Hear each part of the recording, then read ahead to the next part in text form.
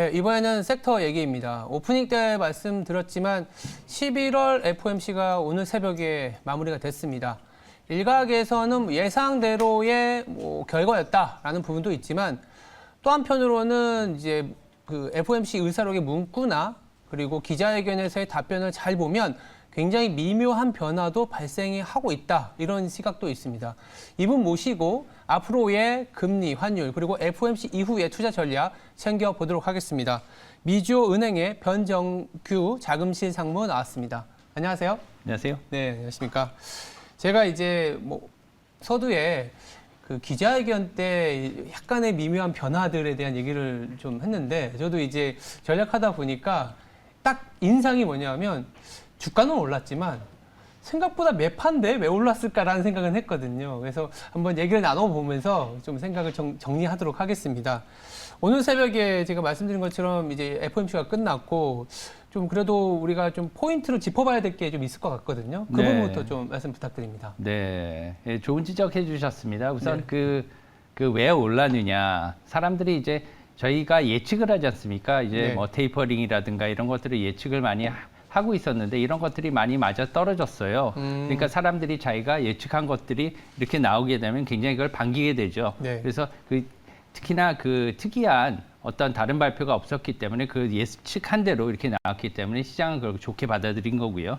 그래가지고 3대 지수 모두 이렇게 사상 최고가를 경신하게 된 것으로 보입니다. 네. 또한 아까 그 미묘한 차이에 대해서는 특히나 그 언론들에서 약간 그런 것들을 이제 나오는 것 같은데요. 제가 볼 땐 크게 이렇게 많이 달라진 거는 없다고 생각해요. 첫 번째로 저희가 예견한 거는 이제 테이퍼링이 1,200억 불을 매달 쏟아부었습니다. 네. 지금까지. 그것을 150억 불, 우리나라 돈으로 약 한 14조 정도 되는 거죠. 네. 이 정도를 갖다가 감축할 것이다.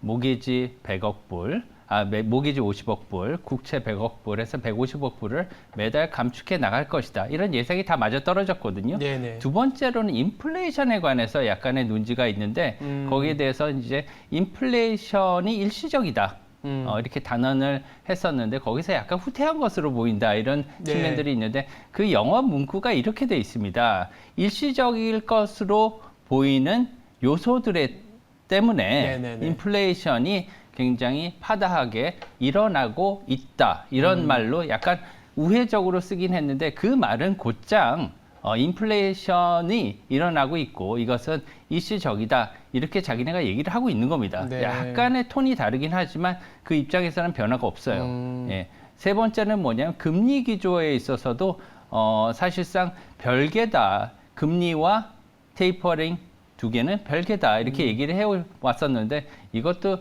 기조에 큰 변화가 없고요. 그래서 네. 세 가지 모두 큰 변화가 없었기 때문에 시장에서는 예측한 대로 나왔구나 이래서 크게 반겼었던 것 같습니다. 일단 말씀해 주신 것처럼 포인트 굵직하게 보면은 크게 시장에서 놀랄 만큼의 이벤트는 아니었다. 이렇게 정리할 수 있는데 또 시장이나 투자자들은 자꾸 이제 의구심, 정말 일시적일 것이냐, 이런 식의 얘기들을 할 수밖에 없잖아요. 맞습니다. 특히나 최근에 인플레이션이라는 부분이 아까 말씀 주신 것처럼 일시적인 것으로 보이는 요인들로 인해서라는 게 보통은 이제 공급망 이슈를 얘기를 할 수도 있는 부분인데 맞습니다. 중앙은행 입장에서 공급망에 의한 인플레이션을 과연 통제할 수 있을 것이냐 이런 얘기도 나오거든요. 그건 또 어떻게 생각하세요?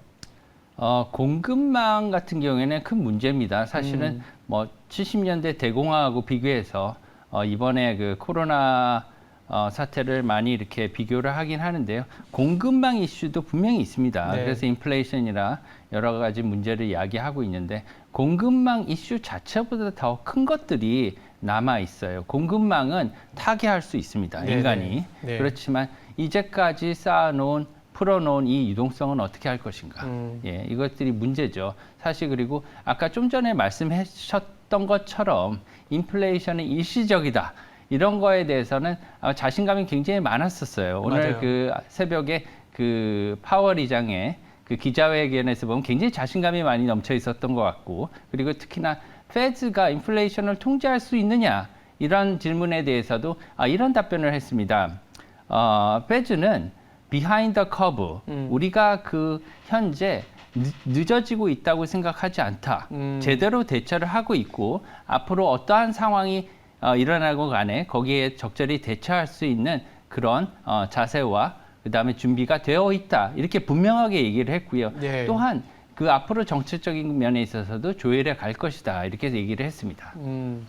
결국 시장에서는 가장 중요한 게 질서 있는 통제를 지금 잘 보여준 거 아니냐라는 그런 부분에 이제 환호를 한 것 같은데, 그래도 이제 미국 시장을 바라보면서 우리가 좀 고민이 되는 거는 금리의 방향이지 않습니까? 특히나 실질 금리 같은 경우에 올라가게 되면 이머징에서의 자금 유출이 좀 압박이 발생하기 때문에 외국인들의 어떤 한국 주식의 매수 여력도 좀 줄어드는 게 있고, 그래서 상무님께서 보시기에는 뭐 달러나 내지는 단기 금리의 방향이 좀 어떻게 흘러갈 것인지 요거 좀 말씀 부탁드립니다. 네, 단기 금리가 사실 최근에 많이 이제 급등을 했었죠. 네, 맞아요. 어제도 미국 3대 증시가 모두 이렇게 크게 상승을 했음에도 불구하고 단기 금리는 올랐습니다. 크게 올랐고요.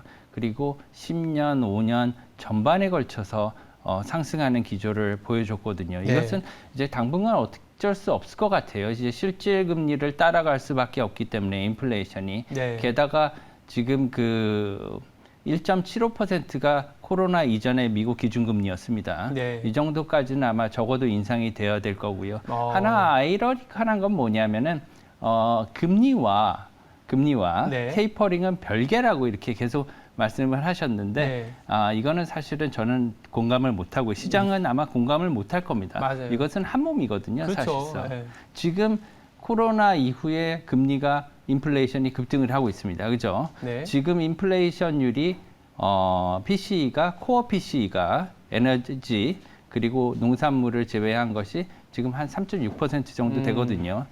이걸 포함한 PC는 개인 소비 지출은 약 4% 이상이에요. 4.3%.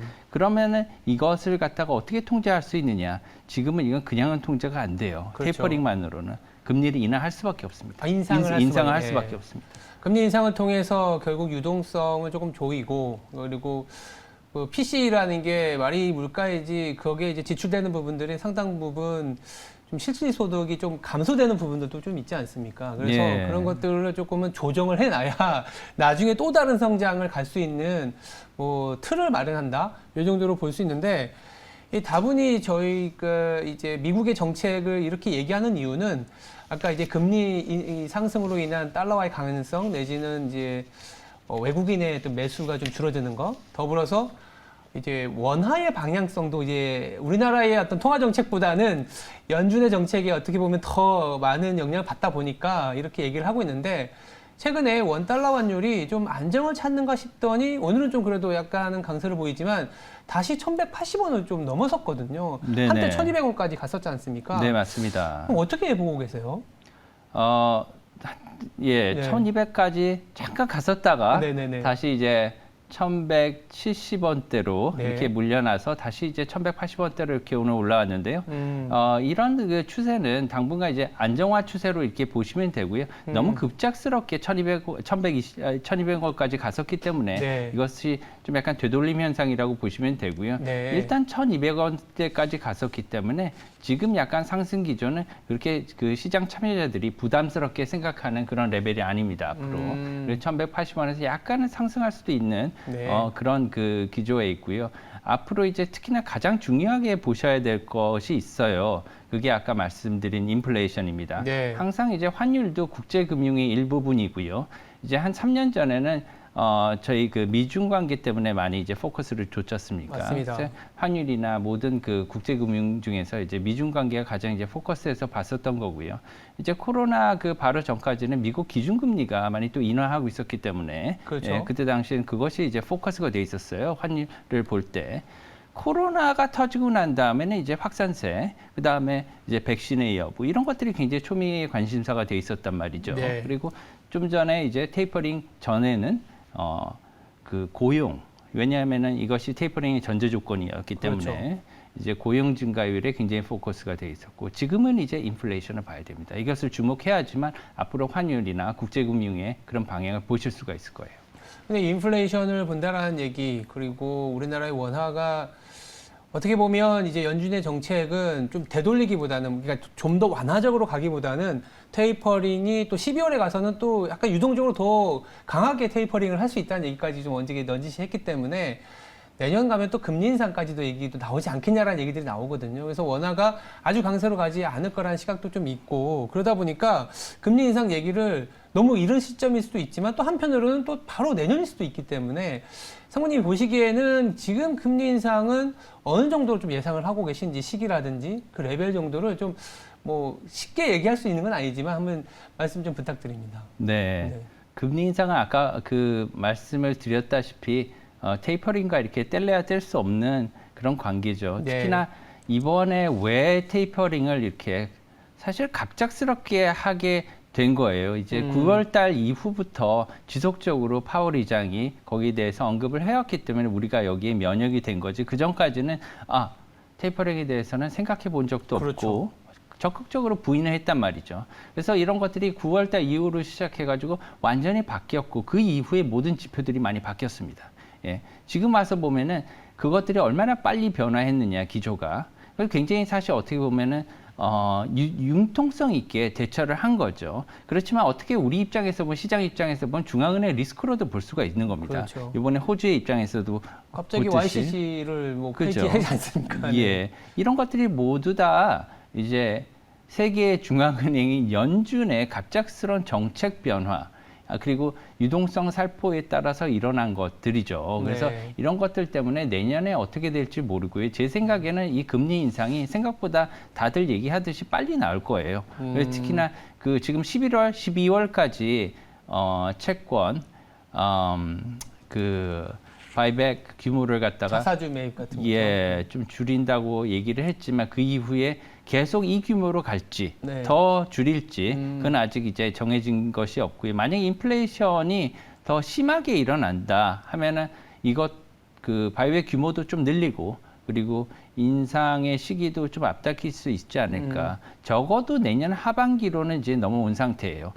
점도표를 봤을 때 저번 때 이제 3월 달, 6월 달, 9월 달까지만 해도 점도표상에서 2023년이었단 말입니다. 맞습니다. 아직까지 점도표를 나와봐야 알겠지만 이제는 2022년으로 이제는 올라간 것을 아마 보실 수가 있을 것 같아요. 제 네. 예상을 하면은 이번에는 나오면은 그런 상태를 본다면은 이제 어떻게 할 것이냐. 우리는 이제 금리가 이제 오른다고 가정을 하고 거의 대처를 해야 되잖아요. 그래서 네. 지금 단기금리나 중기금리 전부 다 이렇게 팍 오르는 그런 게 나타나는 겁니다. 수렴을 하게 되는 거죠. 그래서 네. 이제 모든 국가들의 그런 금리가 노멀라이제이션, 정상화로 가는 그런 과정이라고 이렇게 보시면 될 것 같습니다. 알겠습니다. 일단 금리 인상 시기가 뭐 1년 안으로 다가왔다라고도 볼 수 있겠네요.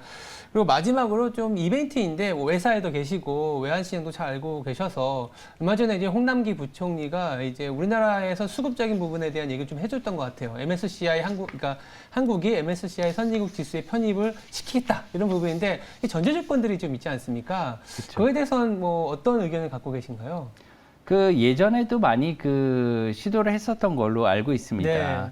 주식도 그렇고 채권도 그렇고요. 네. 공이 모두 그 상품에 대해서 모두 다 이렇게 편입의 그 타당성을 갖다가 타진한 걸로 알고 있는데 둘 다 조금 그때 하지 못했던 걸로 이렇게 알고 있어요. 네. 그게 예를 들면은 이제 MSCI 지수도 그렇고 여러 가지 지수들이 이게 그 어떤 공기관에서 그 만드는 지수가 아니라 아니죠. 그쵸. 그죠? 이제 금융기관에서 하는 그런 지수들이기 때문에 여러 가지 제약 조건도 사실은 많이 있습니다. 이런 것들을. 그래서 그런 것들을 다 고려를 하면서 사실 정부 입장에서 이제 사적인 금융기관에 다가가는 것도 어떻게 물론 큰 기관이고 미국의 굉장히 큰 기관들이고 이제 공신력 있는 지수기는 하지만 그거에 대해서 우리나라 정부가 앞장서서 이렇게 나서는 것도 좀 약간 다른 나라에 비해서 좀 이례적인 거거든요. 네. 그래서 그런 모양새는 저도 그렇게 바람직하다고 생각하지는 않고요. 물론 우리나라 증시가 이제 세계적으로